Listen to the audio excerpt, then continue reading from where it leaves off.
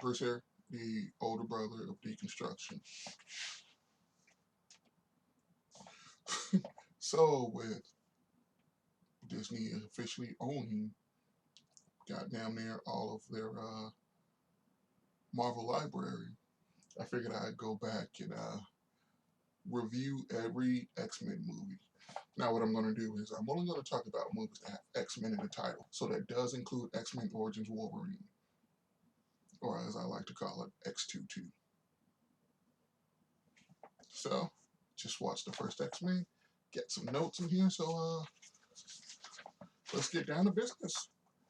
I remember when I originally watched this movie, I was like, this was a good movie. It's a terrible X-Men movie.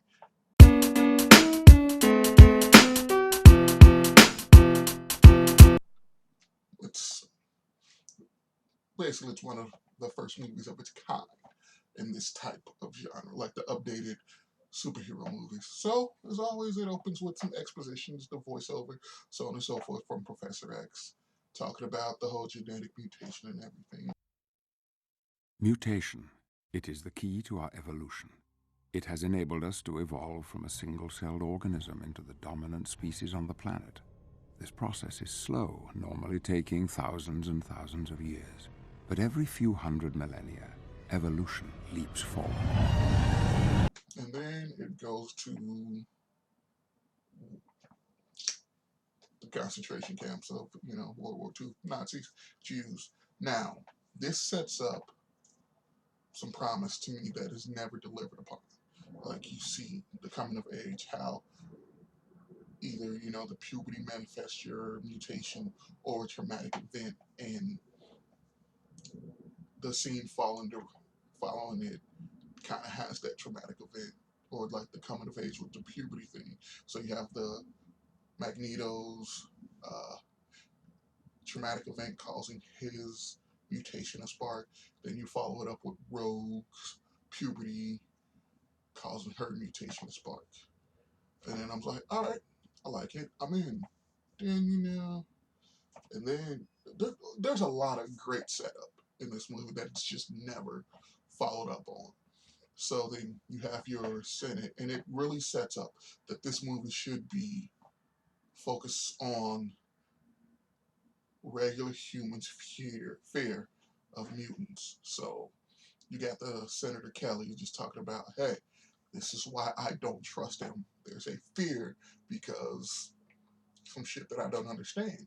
To force mutants to expose themselves will only further expose themselves? What is it the mutant community has to hide, I wonder, that makes them so afraid to identify themselves? I didn't say they were hiding. Well, let me show you what is being hidden, Miss Gray. I have here a list of names of identified mutants living right here in the United States. Now, here's a girl in Illinois who can walk through walls. Now, what's to stop her from walking into a bank vault, or into the White House, or into their houses? Senator And there are even rumors, Miss Gray, of mutants so powerful that they can enter our minds and control our thoughts, taking away our God-given free will. Now, I think the American people deserve the right to decide whether they want their children to be in school with mutants, to be taught by mutants. Ladies and gentlemen, the truth is that mutants are very real, and they are among us. We must know who they are, and above all, we must know what they can do. That's perfectly reasonable, at least in my eyes. And, you can kind of see why there's some type of fear, which people have some powers that they're born with, that they don't ask for, and you kind of want to regulate them. So, and then immediately after that scene, it follows up. It's like, this is what the movie's going to be about. Good mutants versus bad mutants. Eric. What are you doing here? Why do you ask questions to which you already know the answers? Don't give up on them, Eric. What would you have me do, Charles? I've heard these arguments before. It was a long time ago. Mankind has evolved since then. Yes, into us.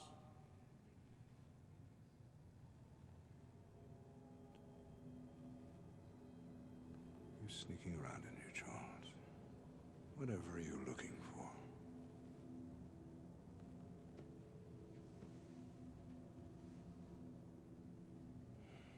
I'm looking for hope. I will bring you hope, old friend. And I ask only one thing in return. Don't get in my way. And then within like the first 17 minutes of this movie, legit every major player or important character, which I'm going to talk about later, every important character is set up within the first 17 minutes. So you have Senator Kelly, Professor X, Charles Xavier, Rogue, Wolverine, within the first 17 minutes.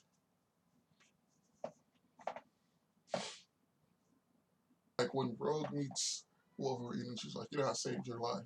Like she gets in the car and like introduces herself. She's just like, I'm Rogue. I'm like, what? I mean, no runaway teenage girl is just gonna be like, boom, superhero alias right out the bat. Like, I'm Tiffany. I'm Stacy. It's going straight into Mutant Hand. It just kind of took me out of that whole scene.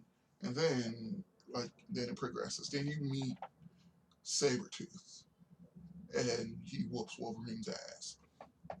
And rewatching this, like, Wolverine never looks at Sabretooth. And then when Sabretooth took his dog tags, that should have been, like, it would have been a lot better if they followed up with the personal history for the comics. It's like, yeah, because I got Logan Staggs, then it seems, you know, and then that's one of the things that I just left on the floor. And then they introduce Storm and Cyclops, like two of the most pivotal X-Men in all comics, in a badass way.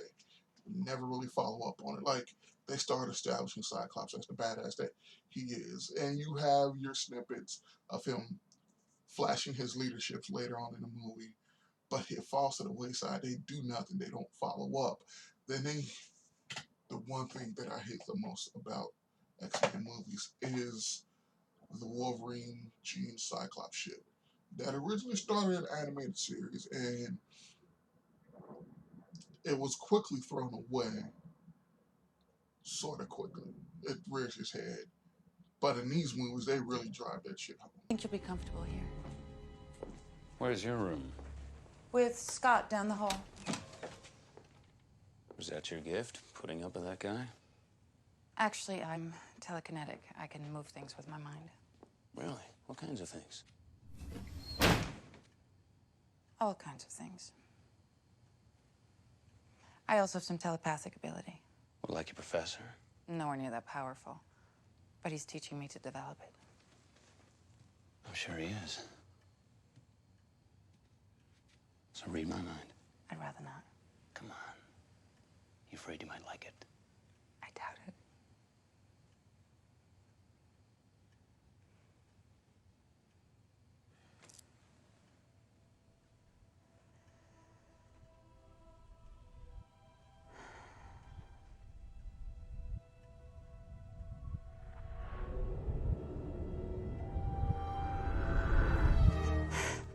What do you see?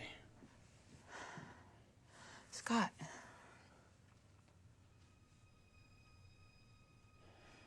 Good night, Logan. To the point that Cyclops suffers because of it. Like, he has that one badass thing, you know, when they're going back and forth. You mad because she's with a guy like me, blah, blah, blah, blah, stay away from my girl, so on and so forth. And it's building like, all right, Cyclops is a badass. But once again, he gets pushed to the back so they can push Wolverine forward.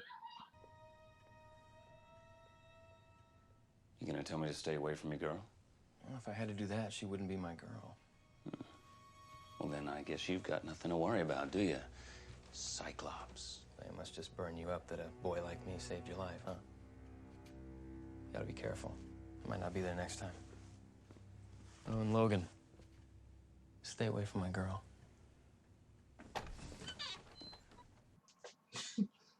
They do the whole Wolverine nightmare stabbing people in the sleep, which they actually made a joke about on one of the texts from Superheroes. Logan. Yes.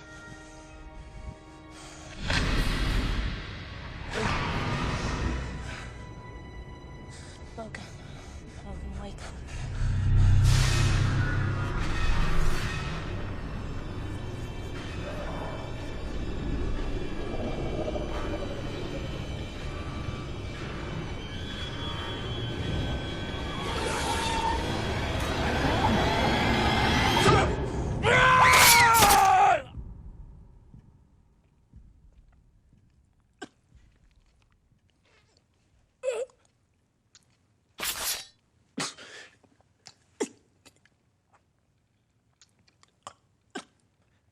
Help me! Somebody help! One of the things that really bothers me is Bryan Singer's an openly gay man. He should really know about the whole persecution of being born a certain way and society attacking him for it. And you can kind of see him bringing it to light with the way that the direction in the script has basically all the anti-mutant people, like Wolverine in a bar. When the dude attacks him, self-defense, and then the bar owner goes, "Get out of my bar, you freak."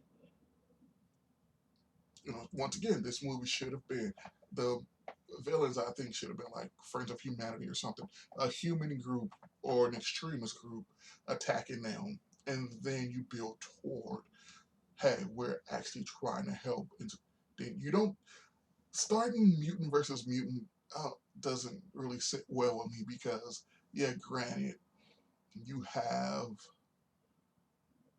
a sect of in any group who's doesn't have the world's or just anybody's best interest in mind. But to be just like, this is it, the first outing, we're fighting mutants who are trying to, it's like you build to that. Like you have it more, I mean, it's personal, but not personal is not what I'm looking for. You seem to have it a little bit more grounded. You see their effects and their plights instead of, all right, immediately going for like a superpower group. Like, and I get that you want to start off with everybody on equal footing, but that's the thing about the X-Men. It's not equal footing. They have, like, majority don't have these extraordinary powers, and yet they're persecuted. Like, my man Cyclops can shoot concussive blasts out of his eyes. There's like even a scene when Magneto mutates Senator Kelly, and he's talking to Storm, and he's like, "Do you hate humans?" He's like, "Sort of. I think I'm more scared of them. And she can control the weather, and she's scared of somebody who, like the hatefulness, like that should have been a bigger issue in this movie." You hate normal people. Sometimes. Why?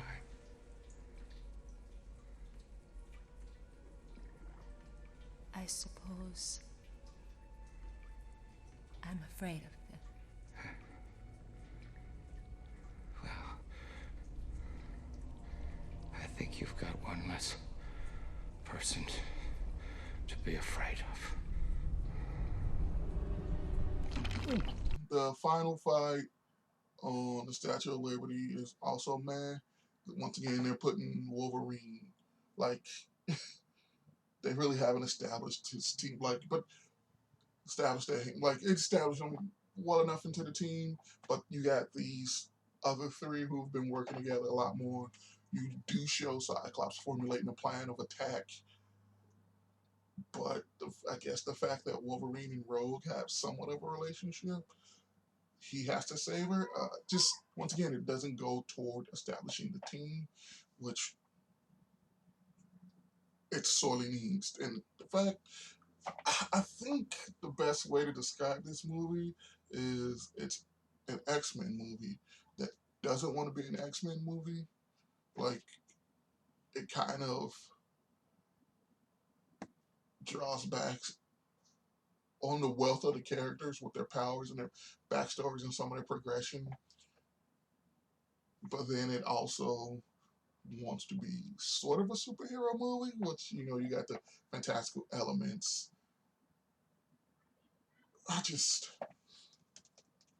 I really don't know how to feel about this movie. Like, the more I think about it, the more it makes less sense for me. Gotta get her out of there. Cyclops, can you hit it? The rings are moving too fast. Just shoot it. I'll kill her! Storm, can you get me up there? I can't control it like that. You could fly right over the torch. Then let me go. If I don't make it, then at least you can still blast the damn thing. All right, do it. Jean, use your power. Try to steady him. Hang on to something. The train station scene is, I guess, the best action scene in the movie. It's really not that much action, but you get to see how powerful Cyclops' blasts are when he's not holding back.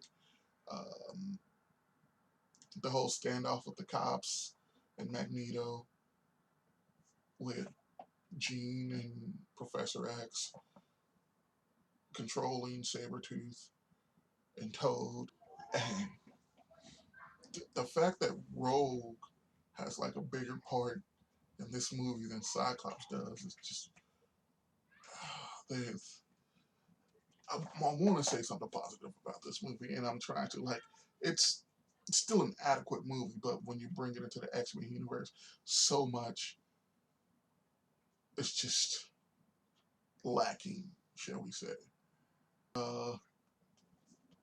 Rewatching the first X-Men is still okay for an X-Men movie. It's just fucking awful. But yeah, that's what I got so far with the first one. I'm theBRUCE, and thank you for watching.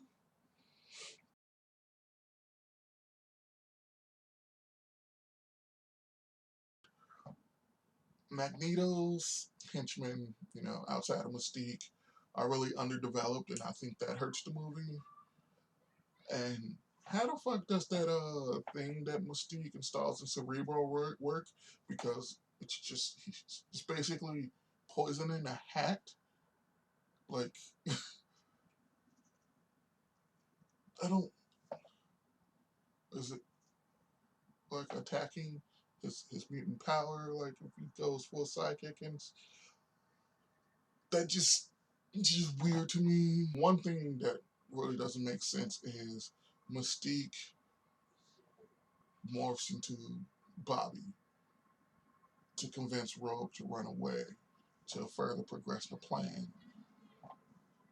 How the hell does Mystique know that Rogue and Bobby are that close, or close enough for that to make sense, for her to take his advice?